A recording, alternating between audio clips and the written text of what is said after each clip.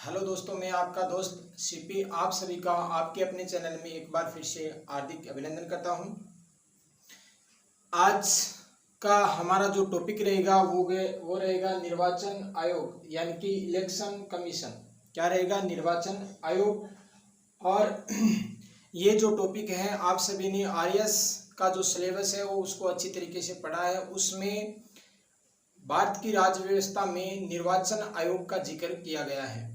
तो ये सिर्फ आरएस के ही लिए नहीं है, ये सभी भारत की जितने भी कंपटीशन एग्जाम है उन सभी के लिए ये क्लास है वो महत्वपूर्ण रहने वाली है। विशेष तौर से आरएस के लिए ये बहुत ही महत्वपूर्ण रहने वाली है। मैं आपको इस वीडियो से बनने वाले जो क्वेश्चनों के सबूत हैं वो भी आपको दिखाऊंगा। आज जो चर्चा कर रहे हैं वो कर रहे हैं निर्वाचन आयोग के बारे में। किसके बारे में चर्चा करेंगे? निर्वाचन आयोग। इसे अंग्रेजी में कहते हैं इलेक्शन कमीशन। क्या कहते हैं? Election commission. सबसे पहले हम अगर चर्चा करें तो ये निर्वाचन आयोग है, ये किस प्रकार का निकाय है? किस प्रकार का निकाय है? क्योंकि इससे एक क्वेश्चन बनता है, वो भी मैं आपको बताऊंगा कि किस प्रकार से क्वेश्चन बनता है। तो निर्वाचन आयोग है, यह एक संवैधानिक निकाय है। क्या कैसी निकाय है? संवैधानिक संस्था है। निर्वाचन आयोग है, ये एक संवैधानिक निकाय है। संवैधानिक निकाय का मतलब क्या होता है? तो मेरे प्यारे दोस्त, संवैधानिक निकाय का मतलब यह है कि जिसका उल्लेख भारत के किसी न किसी अनुच्छेद में उसका उल्लेख किया हुआ मिलता है, उसे ही हम क्या कहते हैं? संवैधानिक निकाय कहते हैं। तो अगर हम देखें तो भारत के संविधान में निर्वाचन आयोग का जो उल्लेख है वो कहाँ किया हुआ मिलता है? अब यानी कि यह संवैधानिक निकाय, इससे एक क्वेश्चन बनता है। एक क्वेश्चन ये बनता है कि आपको 4 ऑप्शन है वो दिए जाएंगे और क्वेश्चन होगा निम्न में से कौन सी निकाय या कौन सी संस्था संवैधानिक नहीं है। क्वेश्चन क्या बनेगा? क्वेश्चन ये बनेगा निम्न में से कौन सी निकाय संवैधानिक निकाय नहीं है। तो उसमें 4 ऑप्शन होंगे। 4 ऑप्शन में से आपको एक ऑप्शन मिलेगा, 99% है वो मिलेगा नीति आयोग। क्या मिलेगा? नीति आयोग। ये है, ये ऑप्शन में आपको जरूर मिलेगा नीति आयोग। और ये नीति आयोग है, इसका पहले जो नाम था ये था योजना आयोग। क्या था? योजना आयोग। ये क्वेश्चन, ये ऑप्शन में आपको जरूर मिलेगा। 4 ऑप्शन मिलेंगे। क्वेश्चन रहेगा निम्न में से कौन सी संवैधानिक निकाय नहीं है। तो 99% ये ऑप्शन उसमें मिलेगा। नीति आयोग है, इसका संविधान के किसी भी अनुच्छेद में उल्लेख नहीं है, यह संवैधानिक निकाय नहीं है। ठीक है, तो इस प्रकार से एक क्वेश्चन बनता है। फिर अगर हम चर्चा करें तो वो है कि निर्वाचन आयोग का संविधान के कौन से अनुच्छेद में इसका उल्लेख किया हुआ मिलता है। तो मैं बता देता हूं कि संविधान के अनुच्छेद 324 से लेकर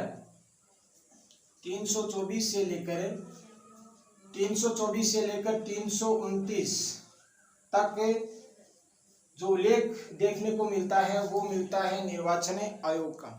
अब क्वेश्चन कैसे बनता है ये भी मैं आपको एक प्रूफ के अनुसार बता रहा हूं। आप देखिए, आपकी स्क्रीन पर मैं क्वेश्चन दे रहा हूं। क्वेश्चन है वो है कि भारत का संविधान निम्नलिखित अनुच्छेदों में से किस एक के अंतर्गत एक निर्वाचन आयोग का प्रावधान करता है। क्वेश्चन एक बार आप फिर से देखिए कि भारत का संविधान निम्नलिखित अनुच्छेदों में से एक के अंतर्गत एक निर्वाचन आयोग का प्रावधान करता है। ऑप्शन रहेंगे अनुच्छेद 221 के अंतर्गत, ब में है अनुच्छेद 222 के अंतर्गत, सी में रहेगा अनुच्छेद 323 के अंतर्गत और डी में है वो है अनुच्छेद 324 के अंतर्गत। इस प्रकार से क्वेश्चन पूछा जाता है।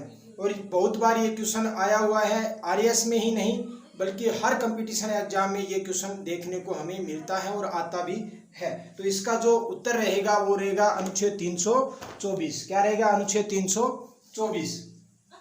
तो अगर हम निर्वाचन आयोग के उल्लेख की बात करें तो उसका जो उल्लेख है ये मिलता है अनुच्छेद 324 से लेकर 329 तक।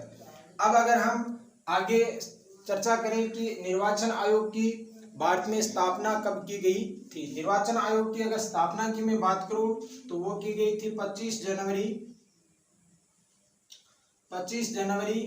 1950 को। कब की गई थी? 25 जनवरी 1950 की भारत में निर्वाचन आयोग की क्या की गई थी? स्थापना की गई थी। इसी कारण भारत में 25 जनवरी को एक दिवस मनाया जाता है जिसे कहते हैं मतदाता दिवस। क्या कहते हैं? मतदाता दिवस। अगर आपसे पूछ लिया जाए कि हर वर्ष मतदाता दिवस किस तारीख को मनाया जाता है तो वो मनाया जाता है 25 जनवरी को। क्यों मनाया जाता है? कि जो मतदाता है उसे जागरूक करने के लिए। फिर अगर हम बात करें स्वरूप की, यानी कि जो निर्वाचन आयोग है इसका जो स्वरूप है वो क्या है, तो यह 3 सदस्यीय है। कितने सदस्यीय? 3 सदस्यीय है। 3 सदस्यीय है। इसमें 3 सदस्यीय कौन कौन होते हैं? एक तो इसमें होता है मुख्य निर्वाचन आयुक्त, मुख्य चुनाव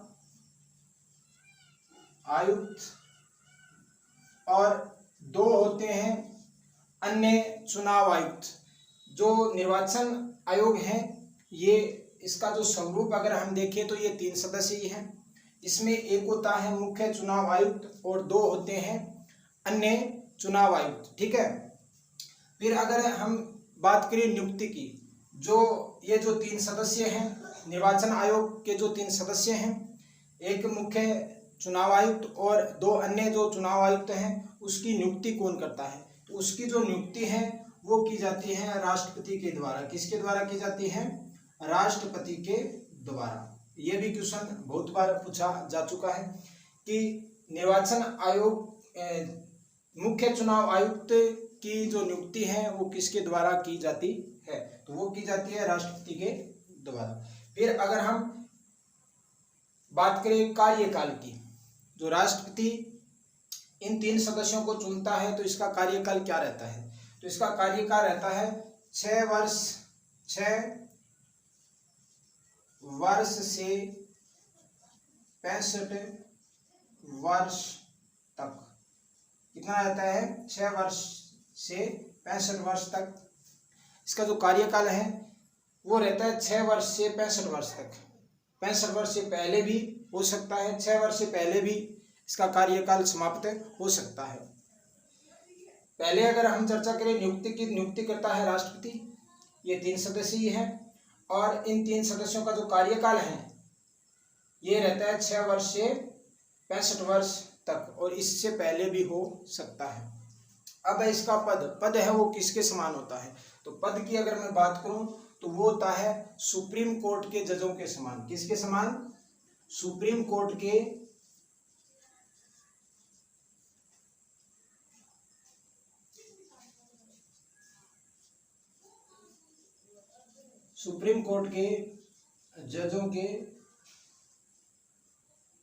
जजों के समकक्ष।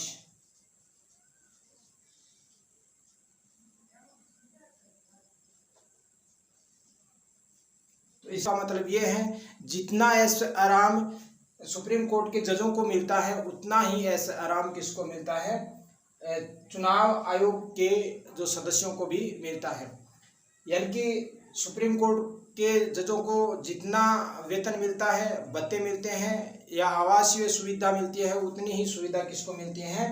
निर्वाचन आयोग के जो मुख्य चुनाव आयुक्त और अन्य चुनाव आयुक्त है उनको भी मिलती है। एक बार मैं आपको फिर से बता देता हूं, अगर हम निर्वाचन आयोग की बात करें तो ये एक संवैधानिक निकाय है।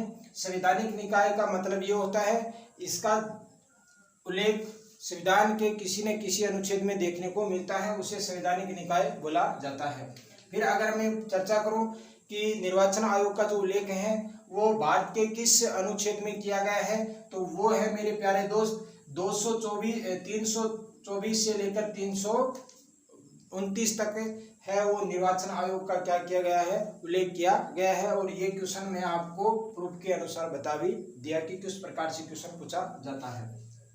फिर अगर हम स्थापना की बात करें तो स्थापना इसकी की गई थी 25 जनवरी 1950, और इसी कारण 25 जनवरी को हम कौन सा दिवस मनाते हैं, मतदाता दिवस मनाते हैं। इसका अगर स्वरूप की बात करें तो ये 3 सदस्यीय होता है, जिसमें एक मुख्य चुनाव आयुक्त होता है और 2 अन्य चुनाव आयुक्त होते हैं।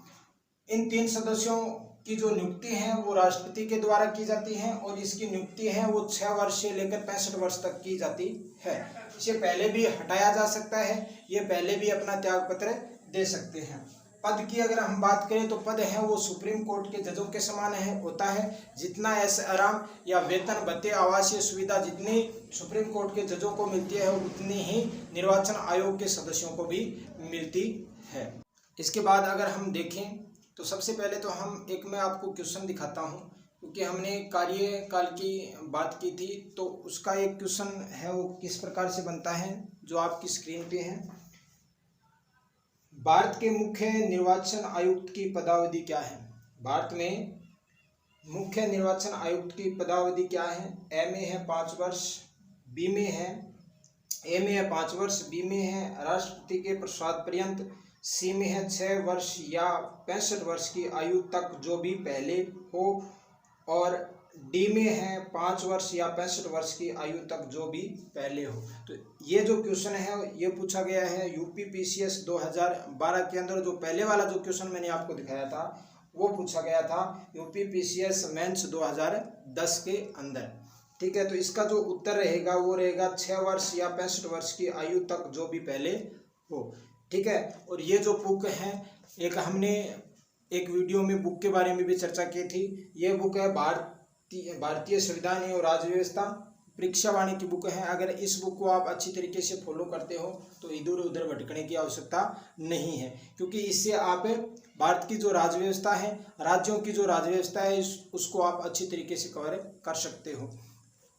अब हम चर्चा करते हैं कि निर्वाचन आयोग के कार्य क्या है, निर्वाचन आयोग की क्यों आवश्यकता है, इसके क्या कार्य हैं, ये क्या काम करता है।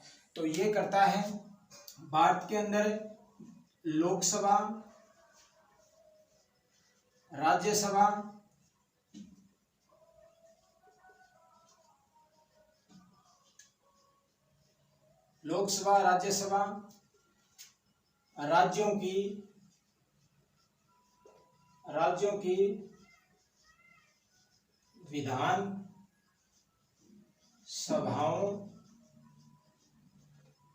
राज्यों की विधान सभाओं,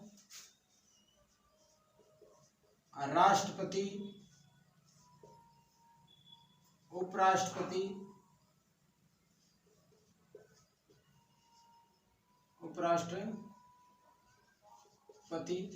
इनके जो चुनाव हैं ये कौन करवाता है? निर्वाचन आयोग करवाता है। निर्वाचन आयोग की हमें क्यों आवश्यकता पड़ी, ये क्या कार्य करता है? तो ये लोकसभा, राज्यसभा, राज्यों की विधानसभा, राष्ट्रपति और उपराष्ट्रपति, इसके चुनाव कौन करवाता है? तो ये करवाता है निर्वाचन आयोग। और साथ ही साथ इसका एक कार्य है वो है जो राष्ट्रीय जितने भी दल हैं, राष्ट्रीय दलों को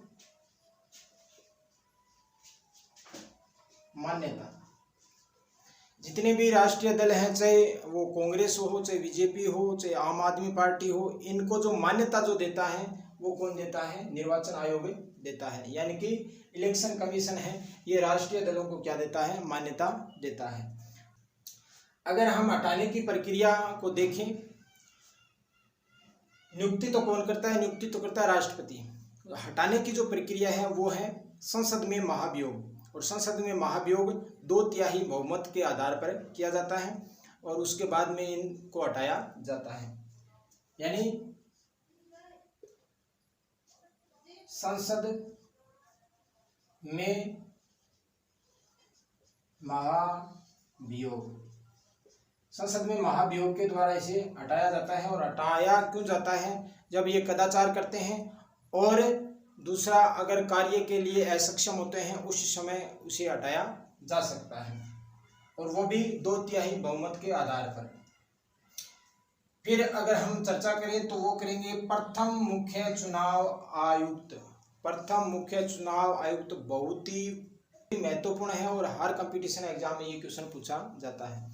तो प्रथम मुख्य चुनाव आयुक्त थे वो थे सुकुमार सेन। कौन थे? सुकुमार सेन। कौन थे? सुकुमार सेन। और इसका जो कार्यकाल था वो था 1950 से 1958 तक। 1950 से 1958 तक। और इसकी सेवा के कारण इसे 1954 में, कब 1954 में क्या दिया गया था? पद्म भूषण से इसे सम्मानित भी किया गया था। किसको? सुकुमार सेन को, जो भारत के प्रथम मुख्य चुनाव आयुक्त थे। अगर वही हम चर्चा करें कि भारत की प्रथम महिला मुख्य चुनाव आयुक्त कौन थी, तो वो थी वी.एस. रमा देवी। कौन थी? वी.एस. रमा देवी। और ये 1990 में क्या बनी थी? इसका जो कार्यकाल था वो था 1990। ठीक है। अगर वर्तमान की अगर हम बात करें कि वर्तमान में मुख्य चुनाव आयुक्त कौन है, तो वो है राजीव कुमार। कौन है? राजीव कुमार। और ये 25वें नंबर के हैं। कौन से नंबर के हैं? 25वें नंबर के मुख्य चुनाव आयुक्त है। पहली बात, कार्य, इसका कार्य क्या है? लोकसभा, राज्यसभा, राज्यों की विधानसभाओं, राष्ट्रपति, उपराष्ट्रपति और राष्ट्रीय दलों, इनका चुनाव कौन करवाता है? निर्वाचन आयोग करवाता है। और राष्ट्रीय दलों को जो मान्यता जो देता है वो देता है निर्वाचन आयोग। हटाने की प्रक्रिया संसद में महाभियोग के द्वारा, और महाभियोग है वो 2/3 बहुमत पर चलाया जाता है। और हटाया जाता है कदाचार और असक्षम होने के कारण। फिर अगर प्रथम मुख्य चुनाव आयुक्त की बात करें तो वो थे सुकुमार सेन, और इसका कार्यकाल 1950 से 1958 तक था।